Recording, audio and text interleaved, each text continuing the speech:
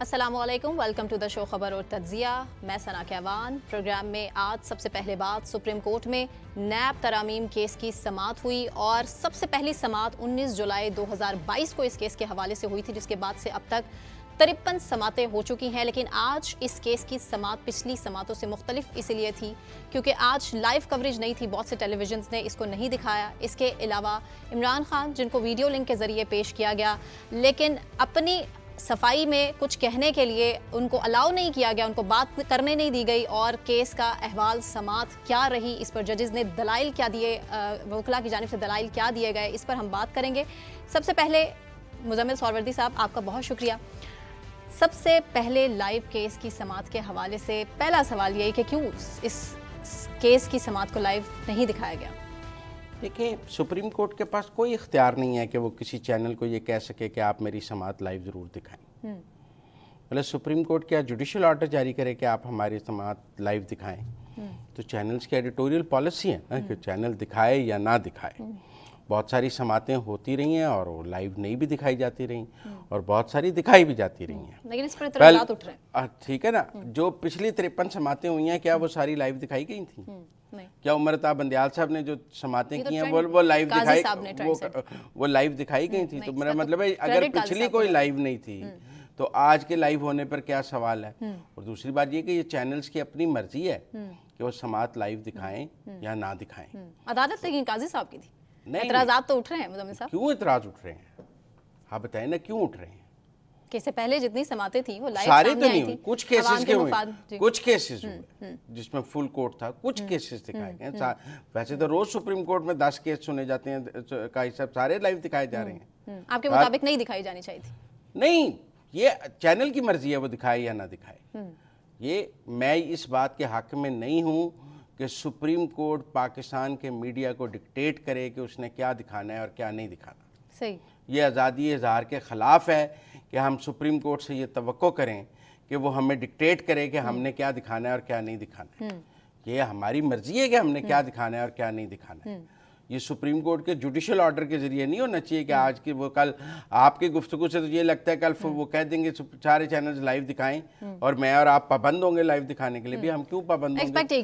نہیں، ہم کیوں پابند ہوں؟ سپریم کورٹ ہمارا آزادی اظہار ہے، ہم نہیں دکھائیں گے، ہم دکھائیں گے. اچھا مزمل صاحب، ایک تصویر وائرل ہونے پہ بھی بڑا شوشہ ہے اور سمجھ نہیں آ رہا کہ کس نے وائرل کر دی. شوکت بسرا صاحب کو پکڑ لیا کورٹ کے باہر جرنلسٹ نے اور کہا جی کہ یہ آپ نے کیا ہے. پہلے تو وہ مسکرائے اور اس کے بعد کہا کہ ڈر رہے ہیں ایک تصویر کے وائرل ہو جانے سے، اور انہوں نے پھر کہا جی میں تو نہیں ہوں اس کے پیچھے. کون ہے؟ اچھا دیکھیں، پہلے تو سب نے جتنے پی ٹی آئی کے اکاؤنٹس ہیں سب نے اس کا کریڈٹ شوکت بسرا صاحب کو دیا. اچھا. دیکھیں نا، عمران ریاض خان صاحب نے ٹویٹ کیا ویل ڈن شوکت بسرا، اور جو پی ٹی آئی کے حامی ٹویٹس ہیں، اکاؤنٹس ہیں، ان سب سے یہ کریڈٹ شوکت بسرا صاحب کو دیا گیا.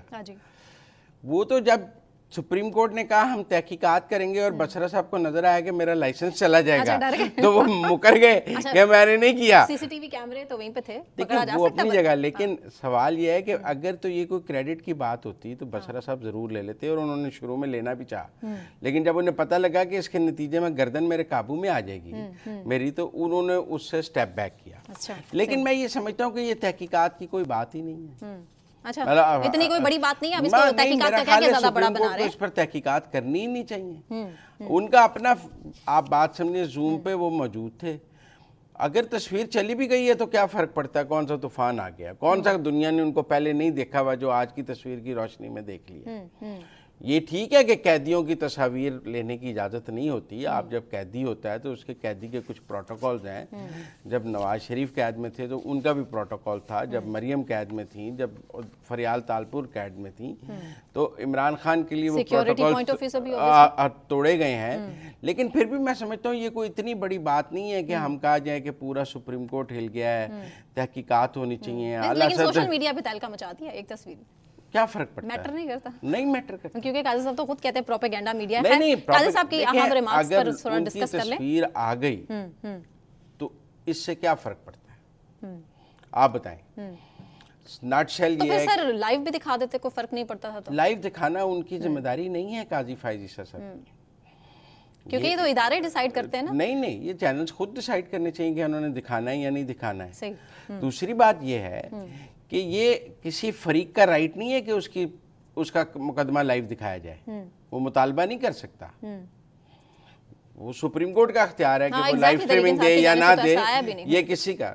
دیکھیں آج جو سب سے بڑی ناکامی ہوئی ہے، اگر پی ٹی آئی والے یہ سمجھ رہے تھے کہ آج انہیں ایک پلیٹ فارم ملا ہے جہاں سے بانی پی ٹی آئی ایک ایڈریس کر سکیں گے، ہوگا، وہ نہیں ہو سکا۔ میرا مطلب ہے ڈس اپوائنٹمنٹ یہ ہے جو آپ جیسے دوستوں کو بھی ہے، ڈس اپوائنٹمنٹ ہے، نہیں جو ڈس اپوائنٹمنٹ جو آپ نے انٹرو دیا نا، اس سے مجھے لگا کہ آپ میں کافی ڈس اپوائنٹمنٹ ہے۔ ڈس اپوائنٹمنٹ یہ ہے کہ آپ سب جو ہیں آج نہیں وہ خطاب سننے سے محروم رہے، کیونکہ وہ میوٹ تھے، بولنے کی اجازت، ایک دلیل دینے کی کوشش ایک بندہ جو کر سکتا ہو وہ نہ کر سکے تو اس پر سوالات تو کھڑے ہوں گے نا۔ جب باری پہ دیں گے، غیر معینہ مدت تک کے لیے ملتوی ہے، پتہ نہیں کب، پہلے بھی غیر معینہ مدت کے لیے ہی ملتوی تھی، پہلے کون سی ڈیٹ تھی، پھر نکل آئی تھی نا۔ سوال یہ ہے کہ آج ان کی باری نہیں تھی دلائل دینے کی۔ آج حکومت کے وکیل مختوم علی خان نہیں، اطہر ملال صاحب نے، جسٹس اطہر ملال صاحب نے بڑی کوشش کی کہ جی دے دیں، بولنے دیں موقع، لیکن قاضی صاحب نے کیونکہ باری نہیں تھی نا۔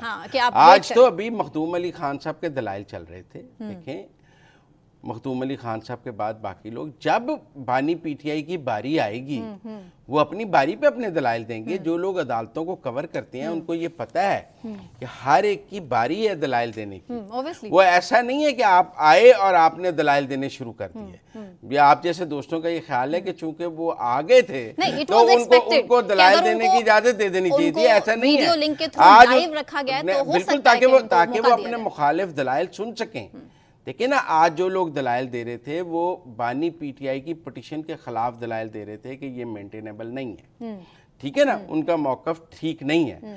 انہیں قاضی صاحب نے کہا بھی کہ آپ یہ سارے پوائنٹس نوٹ کر لیں، آپ نے ان کا جواب دینا ہے۔ جو دیکھیں عدالت میں دو فریق ہیں، ایک فریق دوسرے فریق کے خلاف دلائل دیتا ہے۔ آج دلائل بانی پی ٹی آئی کی پٹیشن کے خلاف تھے کہ وہ عدالت سے نیب ترامیم کو مسترد کرانا چاہتے ہیں۔ دلائل یہ تھے کہ عدالت کے پاس یہ اختیار نہیں ہے۔ عمر عطاب بندیال صاحب ان کو ختم کر گئے تھے، اس کے خلاف ایک اپیل دائر ہوئی تھی۔ آج ججز کی رائے یہ ہے کہ ہم پارلیمان کو اوور رائٹ نہیں کر سکتے۔ لیکن تحریک انصاف کے وکلاء بھی ہیں، وہ یہ تاثر دیتے ہیں کہ جی ہمیں سپریم کورٹ سے اس طرح سے آر اوز کا جو کیس تھا، اس کے علاوہ لیول پلینگ فیلڈ کا کیس تھا، بلہ چھن جانے کا کیس تھا، اس پر اس طرح سے ریلیف نہیں مل سکا جو ایکسپیکٹڈ تھا۔ اسی لیے شاید بہت سے لوگ ہیں اس پر کرٹیسائز بھی کر رہے ہیں کہ آج اگر عمران خان صاحب کو بولنے دیا جاتا تو اپنا شاید موقف وہ سامنے رکھ پاتے، جو کہ ویڈیو لنک کے تھرو ایک آج ان کی باری نہیں تھی، آج سننے کی باری تھی۔ آج انہوں نے اپنے مخالف وکیل کے دلائل سننے تھے اور اپنی باری پہ اپنے دلائل دینے ہیں۔ دیکھیں نا وہ کورٹ پروسیڈنگز کے مطابق چلیں گے نا۔ ججز کے کچھ اہم ریمارکس پر نہیں، میرا آپ کا خیال ہے چونکہ بانی پی ٹی آئی آ گئے تو سارا کورٹ کا ڈیکورم ختم کر کے پہلی باری ان کو دے دی جاتی؟ نہیں، وہ قاضی صاحب نے انہیں نہیں دیا۔ نہیں، آپ کا یہ موقف ہے نا، آپ کا یہ موقف ہے، آپ کے انٹرو سے یہ موقف لگا کہ آپ کا یہ موقف ہے کہ چونکہ وہ آگے تھے لہذا ان کو بڑا خطاب کا موقع ملنا چاہیے تھا۔ وہ تو نہیں ضرورت ہی ایسا نہیں، وہ اب خیر میں اس کی ڈیٹیل میں نہیں آپ کر لیں گے بات، ایسی بات نہیں۔ اچھا، قاضی صاحب کے جو اہم ریمارکس تھے اس پر بھی بات کر لیتے ہیں، جس پر انہوں نے پارلیمان کی سپرمیسی کو سامنے رکھا ہے اور انہوں نے کہا کہ اگر یہ آرڈیننس ہی لانے ہیں تو پھر بند کر دیتے ہیں۔ نیب کے حوالے سے سب سے زیادہ آرڈیننس تو بانی پی ٹی آئی کے دور میں آئے ہیں، وہ اعتراض اٹھا رہے ہیں۔ اب وہی اب قانون دیکھیں، موجودہ جو سپریم کورٹ ہے اس نے پریکٹس اینڈ پروسیجر بل کو اپ ہیلڈ کیا ہے، جو پارلیمان نے سپریم کورٹ کو ریگولیٹ کیا، اور قاضی فائز عیسیٰ نے کہا کہ پارلیمان کو عدلیہ کے بارے میں بھی قوانین بنانے کا رائٹ حاصل ہے۔ ایسے اب کیا پارلیمان کو نیب کے بارے میں قوانین بنانے کا اختیار حاصل ہے؟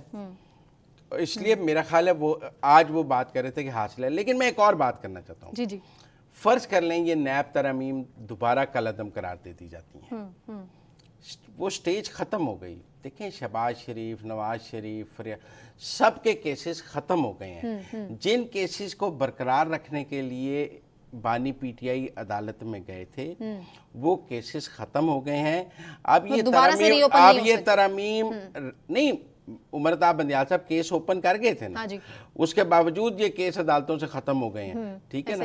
لہذا میں یہ کہہ رہا ہوں کہ یہ جو آج کی سماعت ہے اس کا اس وقت پاکستان کے سیاسی منظرنامے پر کوئی اثر نہیں ہے۔ فرض کر لیں یہ نیب ترامیم پھر کالعدم قرار دے دی جاتی ہیں اور بحال کر دیا جاتا ہے پرانا نیب کا لاء، پھر بھی جو کیسز نواز شریف، شہباز شریف، احسن اقبال سب کے ختم ہو گئے ہیں. صحیح. ان کیسز کی کھلنے کا اب کوئی امکان نہیں لیکن ہے. وہ سب بری ہو چکے ہیں. سپریم کورٹ کوئی بھی فیصلہ کرے کوئی اثر نہیں ہے اس کا. ٹھیک ہے. مزمل صاحب آخری سوال. سماعت کے اختتام پر ججز نے اس چیز کو ہائی لائٹ کیا ہے کہ اب کیا پراکسس کے ذریعے ججز کو وہ ہم اگلے سیگمنٹ میں بات کریں گے. فیصل واڈا والا سیگمنٹ میں ہم اگلے سیگمنٹ میں بات کریں گے اس کے اوپر.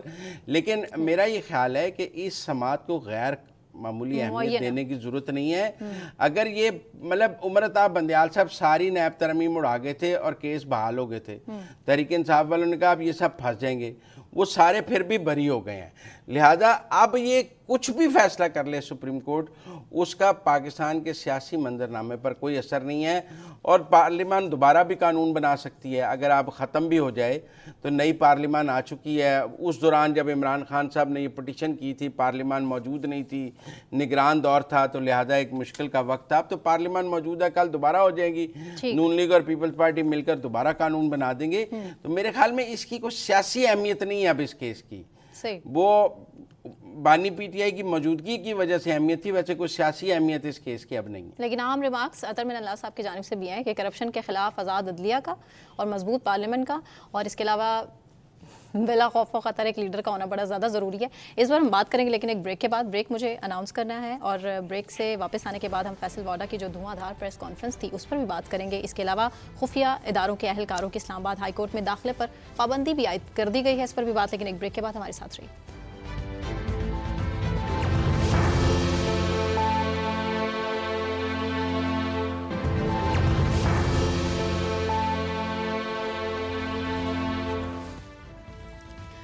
ویلکم بیک ناظرین. مزمل سہروردی صاحب میرے ساتھ اسٹوڈیوز میں موجود ہیں. بات فیصل واڈا کی دھواں دھار پریس کانفرنس کے حوالے سے جو انہوں نے کل کی اور مطالبہ کیا کہ ابھی تک مجھے خط کا جواب نہیں آیا. خیر خط کا جواب ان کو مل چکا ہے, اس پر سوالات بہت سے کھڑے ہو رہے ہیں. مزمل صاحب سے ہی جوابات لیں گے. اس کے علاوہ بات ہوگی جو سپریم کورٹ میں اور عدالتوں میں اسلام آباد اور اس کے علاوہ دیگر عدالتوں میں بھی خفیہ اداروں کے اہلکاروں کی داخلے پر پابندی عائد کر دی گئی ہے. مزمل صاحب سب سے پہلے فیصل واڈا صاحب بڑے گرم جوشی کے ساتھ. کو کل بہت تھا کہ مجھے میرے خط کا جواب نہیں مل رہا. 15 دن ہو گئے ہیں. ان کی پریس کانفرنس کے کچھ گھنٹوں بعد ہی اسلام آباد ہائی کورٹ کے رجسٹرار نے ایڈیشنل رجسٹرار نے انہیں خط کا جواب دے دیا. ہاں جی. اچھا, یہ خط تھا بنیادی طور پہ جسٹس بابر ستار کے گرین کارڈ کے حوالے سے جی, کہ ان کے پاس گرین کارڈ ہے اور دوہری شہریت فیصل واڈا. ہونی چاہیے. اچھا, آج مصطفیٰ کمال صاحب نے بھی اس کے اوپر پریس کانفرنس کی ہے. کل طلال چوہدری صاحب نے بھی اس کے اوپر پریس کانفرنس کی ہے. تو ایک کافی جو حکومتی اتحاد سے لوگ ہیں وہ اس کے اوپر ایک میڈیا مہم چلا رہے ہیں, بات کر رہے ہیں. اور ججز نے کامنٹ بھی کیا آج اطہر من اللہ. کل چونکہ فیصل واڈا صاحب نے کہا کہ فٹ بال بنا دیں گے, جو پگڑیاں کریں گے, عزت کریں گے تو عزت کریں گے, اچھالیں گے تو اچھالیں گے. کس کے بیان آج اطہر من اللہ صاحب نے اٹارنی جنرل کو کہا کہ آپ پراکسیز کے ذریعے ہم پر حملہ کر رہے ہیں. ٹیکنیکلی انہوں نے فیصل واڈا صاحب کو گورنمنٹ کی پراکسی قرار دیا. جب وہ گورنمنٹ کی پراکسی ہیں یا پنڈی کی پراکسی ہیں یا آپ پارے کی پراکسی ہیں, میں اس پر زیادہ بات نہیں. وہ کہتے ہیں کہ آپ پارے کی پراکسی ہیں. اچھا, لیکن ٹو بی ویری فرینک ہم لیگل نکات پہ بات کریں. جو اسلام آباد کے ہائی کورٹ کے ایڈیشنل رجسٹرار نے جو خط لکھا ہے, وہ جواب دیا ہے, اس میں ایک تو یہ بات ہے کہ پاکستان کی اعلیٰ عدلیہ میں آپ دوہری شہریت رکھ کر جج بن سکتے ہیں. جی.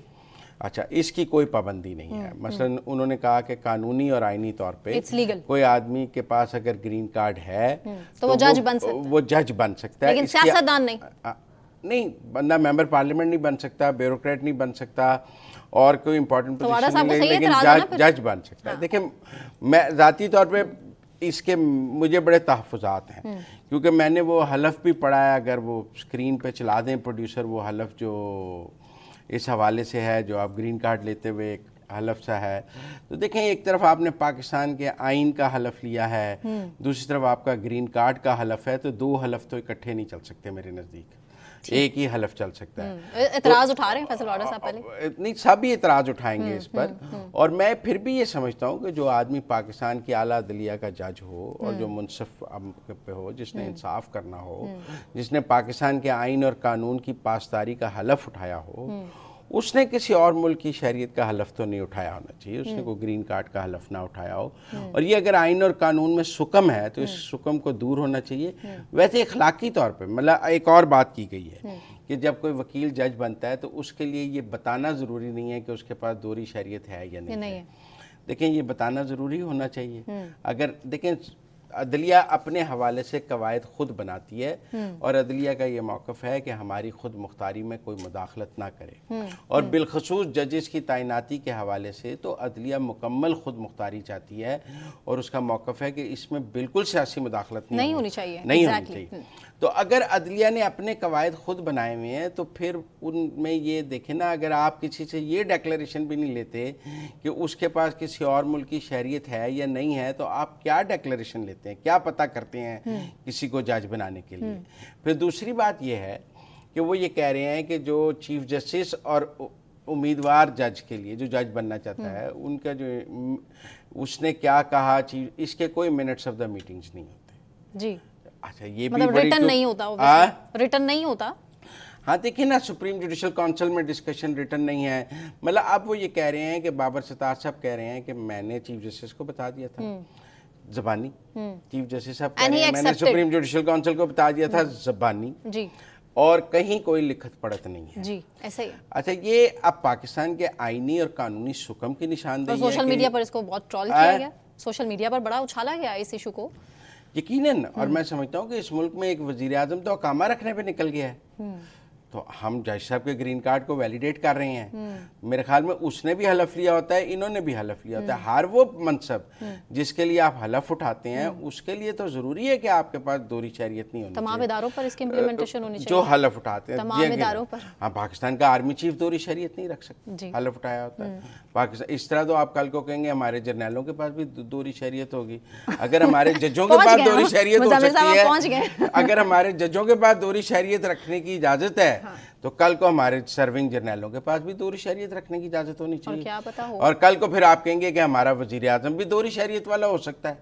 پھر آپ پرسوں کہیں گے کہ آپ, میرا مطلب ہے کہ اس ملک میں جو اہم منصب پہ جتنے لوگ ہیں سب دوہری شہریت والے ہو سکتے ہیں. تو ہم کیا پنڈورا دبئی لیکس کی اسی لیے تو پھر ضرورت پیش آتی ہے. اسی لیے میرا خیال ہے سپریم کورٹ کو اس حوالے سے اپنے قواعد پر نظر ثانی کرنی چاہیے. اچھا, ایک تو جب کوئی جج بنتا ہے اس کو بڑا کیٹیگوریکل یہ بتانا چاہیے کہ اس کے پاس کوئی دوسری شہریت ہے یا نہیں ہے. اور دوسری بات یہ ہے کہ اس بات کو میرا مطلب ہے کہ اس کے پلس پوائنٹ کے طور پہ تو نہیں لیا جا سکتا ہے, اور کوئی کینڈیڈیٹ نہیں تھے کہ آپ نے ڈیول نیشنل کو ہی بنانا ہے. تو میرے خیال میں بابر ستار صاحب کا یا کسی کی بھی دوہری شہریت ہے.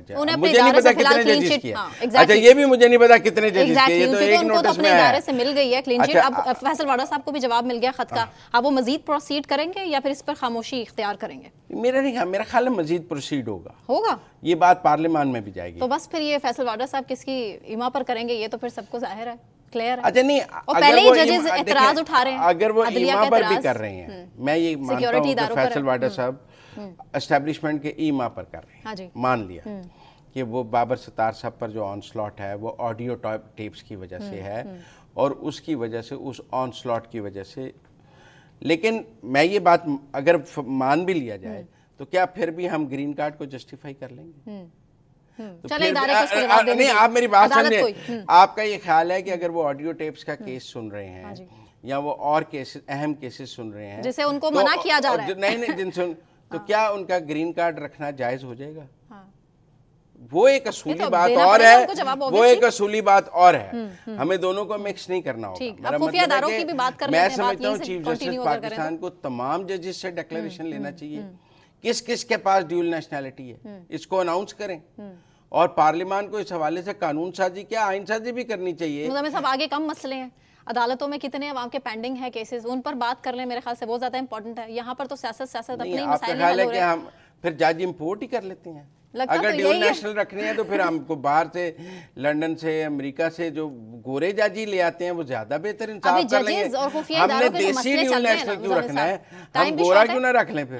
ابھی خفیہ اداروں پر بڑا اعتراض اٹھا رہے ہیں ججز کی جانب سے. 6 ججز کا خط تھا, اس کے بعد خطوں کا ایک سلسلہ شروع ہو چکا, اور اب تو ججز نے کھل کر بولنا بھی شروع کر دیا ہے. اور اب ہوا یہ ہے, امپورٹنٹ ڈیولپمنٹ یہ ہے جی, خفیہ اداروں کے اہلکاروں کی اسلام آباد ہائی کورٹ میں داخلے پر پابندی عائد کر دی گئی ہے. پولیس کو بھی کہہ دیا گیا ہے کہ آئیں اگر تو ان کو روک دیں. نہیں تو کیا ان کے منہ پہ لکھا ہوتا ہے وہ خفیہ ادارے سے ہیں؟ سوال ایگزیکٹلی پوائنٹ, کیسے پتہ چلے گا؟ یہ تو دیکھیں, خفیہ ادارے کے اہلکار کا تو کمال ہی یہ ہے کہ پتہ نہ لگے کہ وہ خفیہ ادارے کا کوئی بھی ہو سکتا ہے. اچھا, آپ ہو سکتے ہیں, اگر میں ہو پتہ لگ سکتی جائے, ہوں, اگر پتہ لگ جائے کہ وہ خفیہ ادارے کا ہے تو وہ کس بات کا خفیہ ادارے کا ہے کہ اگر اس کا پتہ ہی لگ جائے کہ وہ خفیہ ادارے کا ہے, اس کو تو فوراً نوکری سے نکال دینا چاہیے جس کے بارے میں پتہ لگ جائے کہ یہ خفیہ ادارے کا ہے. تو اس لیے میرے خیال میں یہ پابندی بھی ٹھیک نہیں ہے, کیونکہ عدالتوں کی سیکیورٹی بھی کرنی ہے. عدالتوں میں را کے ایجنٹ کی داخلے کی اجازت ہو سکتی ہے, خفیہ ادارے والوں کی نہیں ہو سکتی. کوئی بیرونی ایجنٹ عدالتوں میں پھر رہا ہے, نئے اہم کیسز ہیں.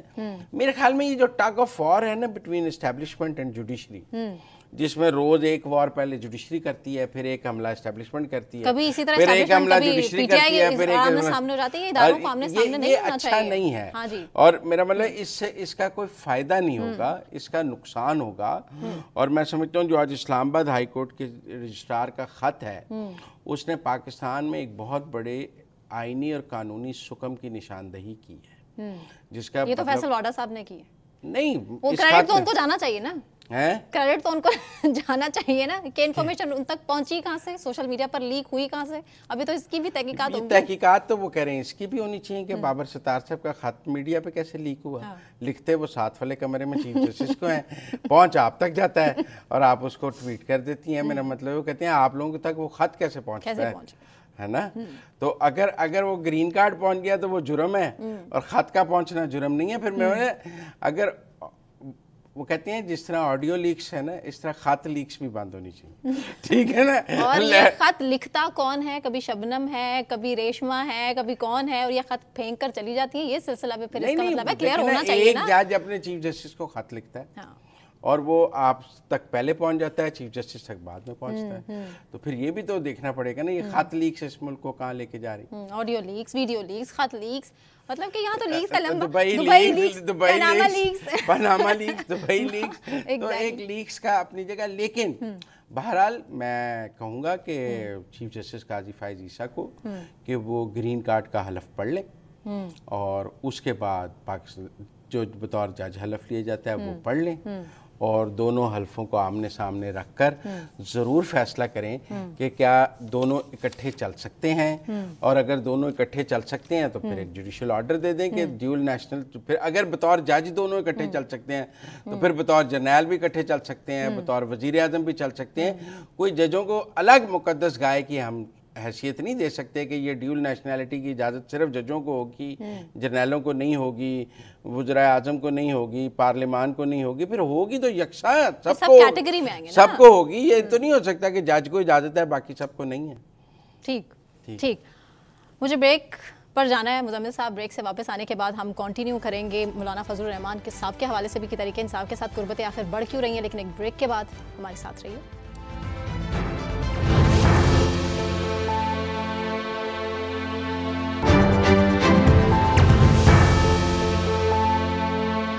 ویلکم بیک ناظرین. مزمل سوروردی صاحب اسٹوڈیوز میں میرے ساتھ موجود ہیں. امیر عباس نے ہمیں جوائن کیا ہے, سینئر صحافی, سینئر اینالسٹ ہیں. امیر عباس, مولانا فضل الرحمان اور تحریک انصاف کے درمیان قربتیں بڑھتی جا رہی ہیں, کیا وجوہات؟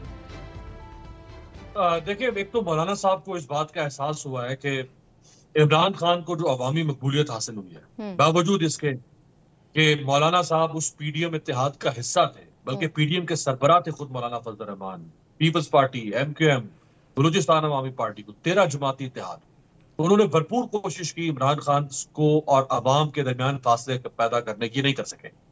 بیچ میں فولادی دیواریں کھڑی کر دی گئیں, وہ فولادی دیواریں پگھل گئیں. اس سے الیکشن چھیننے کی کوشش کی گئی. اچھا. اس کے امیدواروں کو اٹھایا گیا, کاغذات چھینے گئے, تائید کنندگان اٹھائے گئے, تجویز کنندگان اٹھائے گئے. حتیٰ کہ 8 فروری کو جب آخری حربے کے طور پہ شام 6 بجے کے بعد جو ہوا, وہ بھی تاریخ کی پیشانی پر سیاہ الفاظ سے ہمیشہ کندہ رہے گا.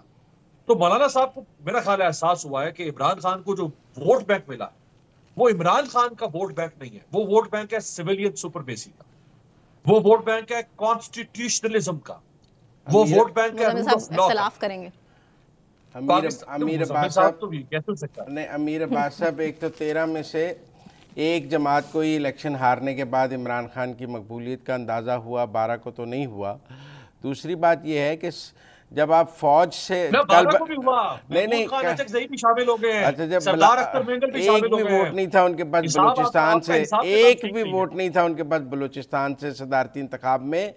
یہ ان کی سٹرینتھ تھی بلوچستان میں. لیکن کل بلاول نے یہ کہا ہے کہ جب آپ روز فوج سے بات کرنے کی بات کرتے ہیں تو پھر آپ فوج کی مداخلت کی بات کرتے ہیں, پھر سول سپرمیسی کا نعرہ تو نہ امیر عباس صاحب آپ لگائیں. آپ فوج سے بات کرنے کی بات کرتے ہیں تو فوج کی سیاسی مداخلت کو جائز سمجھتے ہوئے بات کرتے ہیں, نہیں تو آپ فوج سے بات کرنے کی بات نہ کریں. آپ جب ان کی مداخلت جائز قرار دے کے اپنے حق میں, تو پھر یہ جو ساری آپ گفتگو ہمیں سناتے ہیں اس کے پیچھے دلیل تو نہیں ہے. دیکھیں میں متفق ہوں آپ سے, میں تو آبجیکٹو اور اصولی موقف پر کھڑا ہوں. میں آپ سے متفق ہوں کہ عمران خان کو فوج سے اسٹیبلشمنٹ سے بات کرنے کا اشارہ نہیں دینا چاہیے. ان کو بات کرنی چاہیے نون لیگ پیپلز پارٹی, ان کو نون لیگ پیپلز پارٹی کو ایکسپوز کرنا چاہیے جو کسی فیسیلیٹیشن کے ذریعے سے اقتدار میں آئی, جو کسی سہولت کاری کے ذریعے سے اقتدار میں آئی. ان کو ان سے بات کرنی چاہیے. ایک منٹ, اب پھر یہ جب مولانا نے یہ کہا کہ یہودی ایجنٹ کہنا ایک سیاسی بیان تھا اور سیاسی استعارے کے طور پہ کہا گیا, تو جو تحریک انصاف ان کو نام دیتی رہی ہے ڈیزل کے اور اس کے, ان سے تحریک انصاف واپس ہوگی یا صرف مولانا کا کہنا کافی ہے تحریک انصاف ڈیزل کے بیانیے پر قائم رہے تو معاملہ آگے چلے گا؟ دیکھیں مولانا نے اصلاح کی ہے اپنی. اچھا, مولانا نے بیان واپس نہیں لیا, مولانا نے اصلاح کی. ہم سب جانتے ہیں کہ مولانا یہ جو عمران خان کے خلاف جو بات کرتے تھے, یہودی ایجنٹ, یہودی لابی, یہ سب بے معنی بات تھی, یہ سب سیاسی مذہبی کارڈ تھا. یہ کیسا ویسا یہودی ایجنٹ تھا مزمل صاحب کہ جس کو یہودی جو دنیا کی سب سے بڑی لابی ہے, آج 35,000 فلسطینی مروا کے, 1 لاکھ لوگوں کو زخمی کروا کے, 15 لاکھ لوگوں کو دربدر کروا کے, وہ یہودی لابی اتنی طاقتور ہے کہ امریکہ اس کی وجہ سے آج کھڑا ہوا اسرائیل کے ساتھ. وہ یہودی لابی 26 سال تک اپنے ایجنٹ کو وزیر اعظم نہیں بنا سکتی. وہ یہودی لابی 26 سال تک کے بعد جب وزیر اعظم بنواتی ہے تو اس کو سادہ اکثریت, 2/3 تو چھوڑ دیں, سادہ اکثریت نہیں دلوا سکتی. وہ یہودی لابی اپنے ایجنٹ کو ووٹ آف نو کانفیڈنس نہیں بنا سکتی. وہ تو کہہ دیا. نہیں, آپ کی دیکھیں وہ مولانا نے اس کی وضاحت کافی تفصیل سے کر دی. آپ کی وضاحت کی ضرورت نہیں ہے کیونکہ آپ تو کبھی کہتے ہی نہیں تھے انہیں یہودی ایجنٹ. جو کہتے تھے انہوں نے اپنی کر دی. میں یہ کہہ رہا ہوں کہ جو ڈیزل کہا جاتا تھا اس پر بھی اصلاح کی ضرورت ہے یا اس پر قائم رہ کر بھی بات آگے چل سکتی ہے؟ نہیں, دیکھیں جب آپ کسی کاز کے لیے اکٹھے ہوتے ہیں اور وہ کاز اگر نوبل کاز ہے تو اس پر آپ کو دیگر اختلافات کو بھلانا پڑتا ہے. ایسا نہیں ہو سکتا کہ آپ اختلافات کو بھی برقرار رکھیں اور کاز کے بھی ساتھ رہیں. اب کاز کیا ہے؟ مولانا بھی ایک بات کر رہے ہیں کہ پاکستان میں سویلین سپرمیسی ہونی چاہیے. کسی نان ڈیموکریٹک فورس کا پاکستان کے انتظامی فیصلوں میں, پارلیمانی فیصلوں میں, خارجہ امور میں مداخلت نہیں ہونی چاہیے. عمران خان بھی یہ بات کر رہے ہیں. تو اگر وہ کسی نوبل کاز کے لیے اکٹھے ہو رہے ہیں تو میرا کام نہیں ہے کہ میں ان میں ڈائیورس کرواؤں. ہاں, آپ ضرور کوشش کر سکتے ہیں. میں نے آپ سے پوچھا کہ کیا ڈیزل والے بیان پر قائم رہنا ہوگا یا اس کے بغیر معاملات آگے چل سکتے ہیں. آپ تیسری دفعہ سوال گھما دیتے ہیں. میں نے تو کہا کہ اختلافات کو, یہ جو دوسرے پیٹی ایشوز ہیں, دوسرے اختلافات ہیں. اب ایسا تو نہیں ہے کہ 2 پارٹی ضم تو نہیں ہو جاتی نا. وہ جو 13 جماعتی اتحاد تھا, کیا وہ ضم ہو گیا تھا کہ ایک جماعت بن گئے تھے؟ نہیں. پیپلز پارٹی جو پی ٹی ایم بنانے والوں میں شامل تھی, پیپلز پارٹی چھوڑ کے علیحدہ ہو گئی اور وہ اس اتحاد میں شامل رہی. پیپلز پارٹی اس کا حصہ نہیں تھی. اے این پی شامل ہوئی, اے این پی علیحدہ ہو گئی, پی ڈی ایم کا حصہ نہیں تھی. تو پارٹی ضم تھوڑا ہو جاتی ہیں. مولانا کی علیحدہ پارٹی ہے. حافظ حمداللہ صاحب بھی کچھ کہہ رہے ہیں. وہ فرما رہے ہیں کہ اندر کھاتے معاملات طے پا چکے ہیں اور نون لیگ بھی واقف ہے, پیپلز پارٹی بھی واقف ہے. اس میں کتنی سچائی اور حقیقت ہے کہ خان صاحب کے ساتھ معاملات طے ہو چکے؟ نہیں, میرا خیال ہے شاید میں نے ان کی بات پڑھی ہے, کہیں سنی نہیں ہے جیسا آپ فرما رہی ہے. میرا خیال ہے شاید وہ یہ کہنا چاہتے ہیں کہ پی ٹی آئی جس طرح سے آگے جا رہی ہے اور وہ اب رول بیک نہیں ہو سکتی, انڈو نہیں ہو سکتی, اس بات کا احساس نون لیگ اور پیپلز پارٹی کو ہو چکا ہے. اس لیے وہ دونوں اب اکٹھے ہوں گے, ساتھ ہوں گے, تاکہ ہم مل کے پی ٹی آئی کا مقابلہ کر سکے, کیونکہ تنے تنہا نون لیگ میں ہمت نہیں ہے کہ وہ پی ٹی آئی کی ابھرتی ہوئی طاقت کا مقابلہ کر سکے. مجھے لگتا ہے کہ شاید وہ یہ کہنا چاہتے ہیں. ٹھیک ہے, کیونکہ میدان تو 2029 میں لگنا ہے نا. اب اس سے پہلے تو کوئی میدان نہیں ہے ابھی پاکستان میں جس میں آپ یہ فیصلہ کریں گے کہ کس میں دم ہے اور کس میں نہیں دم ہے. وہ میدان تو 2029 میں لگنا ہے. یہ 29 کا فیصلہ آپ کیسے کر سکتے ہیں؟ 5 سال پارلیمان کی مدت ہے. کس نے آپ کو کہا ہے کہ 5 سال کی مدت اور اس سے پہلے ختم نہیں ہو سکتی؟ کیونکہ مجھے لگتا ہے کہ یہ کوئی عمران خان نہیں ہے جو اپنی پارلیمان خود ہی توڑ دے گا. آن ایوریج ہر 1.5 سال 1.5 سال کے بعد جاپان میں حکومت تبدیل ہو رہی ہے. یہ جاپان نہیں ہے, یہ پاکستان ہے. نکل آئے باہر سے, کبھی یوگوسلاویہ سناتے ہیں, کبھی جاپان سناتے ہیں. بھائی پاکستان واپس آ جائیں. تو نہ مانتے نا چودھری. ہمارے یہاں تو پچھلی 5 پارلیمان نے مدت پوری کی ہے. آپ استعفے دے کے بھی چلے جائیں تو پارلیمان مدت پوری کرتی ہے, آپ کے استعفوں کی وجہ ٹوٹ نہیں جاتی. میں تو ایک اصول کی بات کر رہا ہوں, میں تو یہ نہیں کہہ رہا کہ پارلیمنٹ کو توڑ دیں, میں تو اصول کی بات کر رہا ہوں. پھر میدان تو 29 میں ہی لگنا ہے نا. 29 سے پہلے کون سا میدان ہے پاکستان میں؟ اگر ووٹ آف نو کانفیڈنس لا کے 3.25 سال میں وہ حکومت گھر بھیجی جا سکتی ہے, پارلیمان تو رہے گی نا, پھر میدان تو نہیں لگے گا, انتخاب تو نہیں ہوگا, پارلیمان تو رہے گی نا. پھر بھی پارلیمان تو 5 سال رہنی ہے. مولانا صاحب نے کہا ہے کہ ان کے نزدیک تو یہ حکومت ہے ہی نہیں, تو یہ حکومت آگے اس طرح چل بھی نہیں سکتی. تو نہیں ہو جائے گا نا. ان کے اپنے سمدھی گورنر رہے ہیں اس حکومت میں, انہوں نے کون سا استعفیٰ دے دیا تھا؟ ان کے سمدھی نے جس دن یہ حکومت بنی تھی, جب تک کنڈی صاحب نہیں آئے وہ گورنر کے عہدے پر قائم رہے, بچانے کے لیے جاتی عمرہ بھی آئے, وہ اپنی جگہ بات موجود ہے. لیکن چلے تھوڑی علی امین گنڈا پور اور جو کنڈی صاحب کے درمیان ہے, آپ اس کو کیسے دیکھتے ہیں؟ میرا خیال ہے یہ مناسب نہیں. اس میں علی امین گنڈا پور کا رویہ نامناسب ہے. اب وہ جس طرح وہ کوئی ڈرا کر رہے ہیں نا کہ چونکہ یہ الیکشن دھاندلی زدہ ہوا, اس دھاندلی زدہ الیکشن سے دھاندلی زدہ پارلیمنٹ آئی, اس دھاندلی زدہ پارلیمنٹ نے دھاندلی زدہ صدر بنایا, اس دھاندلی زدہ صدر نے یہ گورنر بنایا, لہذا میں اس گورنر کو نہیں مانتا. تو میرا خیال ہے اس طرح چیزیں نہیں چلتی ہیں. وہ بہرحال اس وقت انتظامی سربراہ آپ ہے, آئینی سربراہ صوبے کا وہ ہے, آپ کو اس کے ساتھ ایک ورکنگ ریلیشن شپ رکھنا ہے. ویسے بھی کنڈی صاحب جو ہے وہ انتہائی پیپلز پارٹی میں سے اور باقی سیاسی جماعتوں میں سے بھی انتہائی مدبر اور انتہائی تحمل مزاج شخصیت ہے. اور اس کو آپ جائز سمجھتے ہیں جو وہ کہتے ہیں میں یہ واپڈا کے دفتر ٹیک اوور کر لوں گا, لوڈ شیڈنگ کا شیڈیول خود بناؤں گا, اور اگر ہوا تو اس صوبے میں چلنے نہیں دوں گا. مطلب وہ اگر کل پشاور الیکٹرک کمپنی کو ٹیک اوور کر لیں بطور وزیر اعلیٰ, جا کر وہاں بیٹھ جائیں اور الیکٹرک کمپنی کے چیف کو باہر نکال دیں, تو یہ ٹھیک ہو جائے گا نا معاملہ؟ نہیں, میں ان کے مطالبات کو ایک صوبے کے وزیر اعلیٰ جو نمائندگی کر رہا ہے اس صوبے کی 3/4 کی, 2/3 کی بھی نہیں, 3/4 ووٹ ملا ہے پاکستان کی 78 سالہ تاریخ میں. 78 سالہ تاریخ میں متحدہ پاکستان میں بھی کسی کو اتنا ووٹ نہیں ملا ہوگا. 3/4 میجارٹی وہ نمائندگی کر رہا ہے. اس کا یہ رائٹ ہے کہ وہ اپنے صوبے کا حق مانگے, لیکن یہ جو لبو لہجہ ہے, یہ جو لیکن وہ وفاق کو الرٹ بھی کر رہے ہیں کہ پھر ہم اپنے طریقے سے صوبے کو چلائیں گے اگر ہماری مرضیاں نہیں چلتی تو یہ مناسب نہیں ہے. میں تو اس کی تائید نہیں کر رہا کہ جو یہ لبو لہجہ ہے یا یہ رویہ ہے کہ میں ہر بار تحریک انصاف, وہ کل بلاول صاحب نے کہا ہے کہ ہر دفعہ ایک تحفہ ہی دیتی ہے وزیر اعلیٰ کی صورت میں پی ٹی آئی. کبھی بزدار کبھی گنڈا پور, دونوں اپنی مثال آپ ہی رہے ہیں.